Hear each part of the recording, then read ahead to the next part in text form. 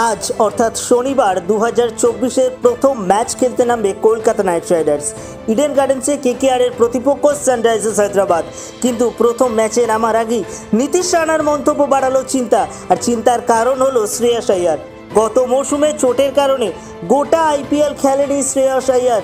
অস্ত্রোপচারের পর সুস্থ হয়ে বিশ্বকাপে ভারতীয় দলে ফেরেন শ্রেয়স, আর বিশ্বকাপে ভালো পারফর্মও করেন তিনি। আর শ্রেয়সের আইপিএল খেলা নিয়ে সংশয় দেখা দেয় সেই থেকেই, যদিও যথাসময়ে তিনি নাইট শিবিরে যোগ দিয়েছেন। মনে করা হচ্ছিল তিনি ফিট রয়েছেন, কিন্তু কেকেআরের প্রথম ম্যাচের আগে নীতিশ রানার মন্তব্য শুনে মনে হচ্ছে এখনও পুরোপুরি ফিট নন শ্রেয়স আইয়ার।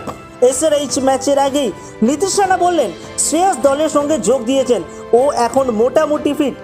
অবশ্যই অতীতে ওর ফিটনেস ইস্যু ছিল এবং এইগুলোকে হালকাভাবে নিতে পারি না। আশা করছি পুরো মরশুম ওকে পাওয়া যাবে। এছাড়াও রানা বলেন শ্রেয়সের চোট নিয়ে পুরোপুরি নিশ্চিতভাবে বলা সম্ভব নয়, তবে যদি এমন পরিস্থিতি হয় এবং আবার ক্যাপ্টেন্সির দায়িত্ব আমার কাঁধে দেয় তাহলে আমি পুরোপুরি তৈরি। নীতিশ রানার এই মন্তব্যের পরই আশঙ্কা তৈরি হচ্ছে, তাহলে কি আইপিএলের প্রথম ম্যাচ থেকেই খেলবে না শ্রেয়স আইয়ার? উত্তর পেতে হলে আজ অপেক্ষা করতে হবে খেলা শুরুর আগে টিম ঘোষণা পর্যন্ত।